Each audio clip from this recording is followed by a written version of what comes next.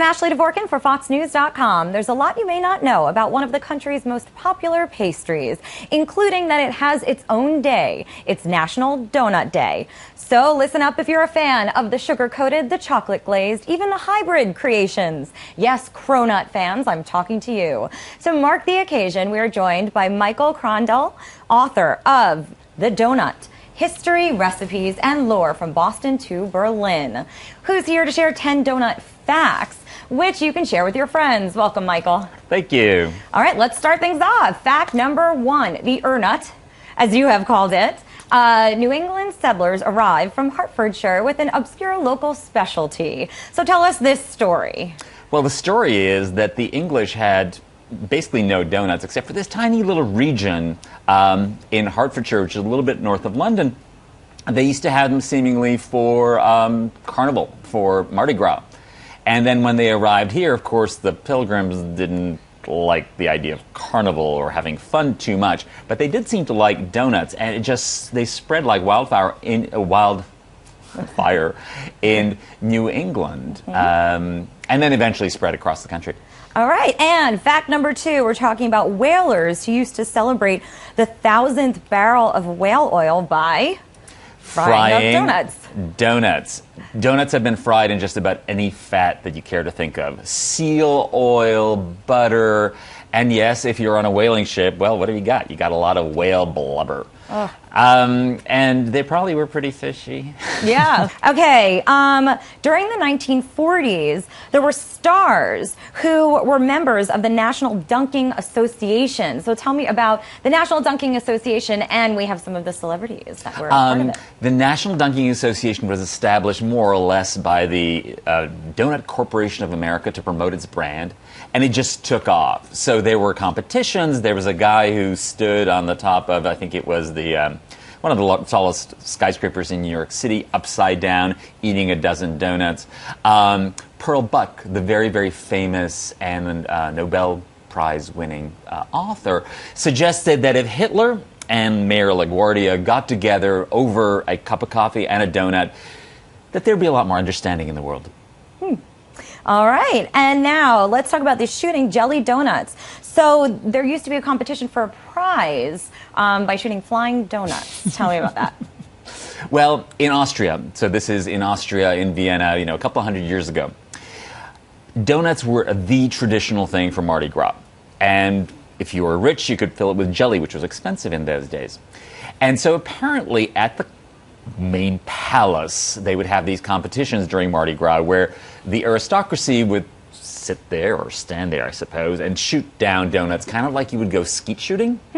And you won a pair of silver pistols if you won the competition. All right. Well, let's talk about donuts during the war. So Salvation Army volunteers would keep up morale by frying up fresh donuts. Tell us about that. So the history, during the First World War, now we're at the 100th anniversary of the First World War, right? Yeah. When the Americans entered the war, the Salvation Army came along to keep up morale. And they first tried making pies, but the problem is if you're in the trenches, trying to bake pies for thousands of men became almost impossible. So somebody came up with the idea of, let's fry donuts. And took off enormously. Donuts were cheap, they were cheerful, and they reminded the men of Mom, because back home it was Mom who fried the donuts. And one of the Salvation Army volunteers talks about that she must have fried during that year or so that she was there 1 million donuts. They fried so many of them. Yeah. And now let's talk about the Red Cross volunteers. So in the First World War, you had the Salvation Army. In the Second World War, it was the Red Cross who took over that job. And it turns out that not only is it National Donut Day, but it's also the anniversary of D-Day. And soon after D-Day, after the troops landed in Normandy, these donut trucks arrived in Normandy. They were called clubmobiles because they had basically a donut machine and a record player.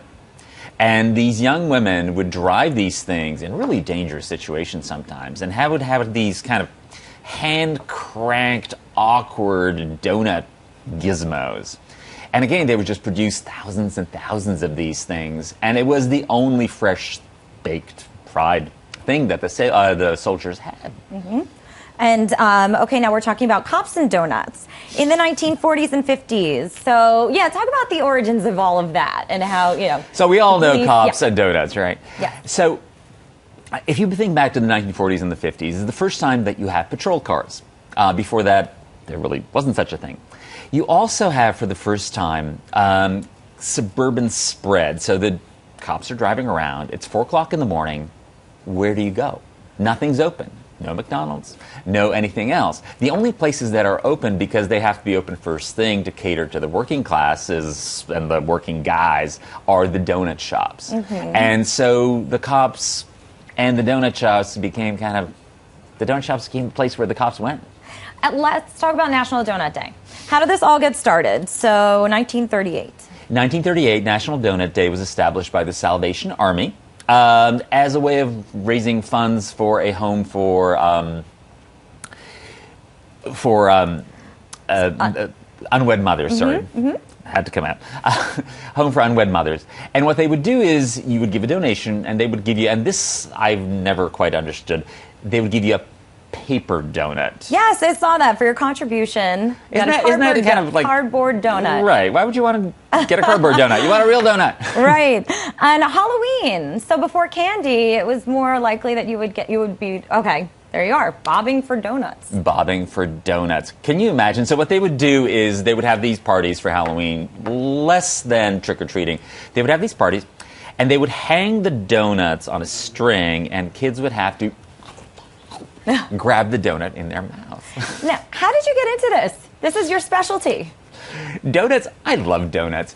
And I love donuts for a couple of reasons. I love them because they're silly and because they're fun. And also because when you think about it, if you look at the history of American food culture, donuts are kind of a microcosm of that very culture. Mm-hmm. You start off with something that's homemade. Then you go to something that is made by big corporations.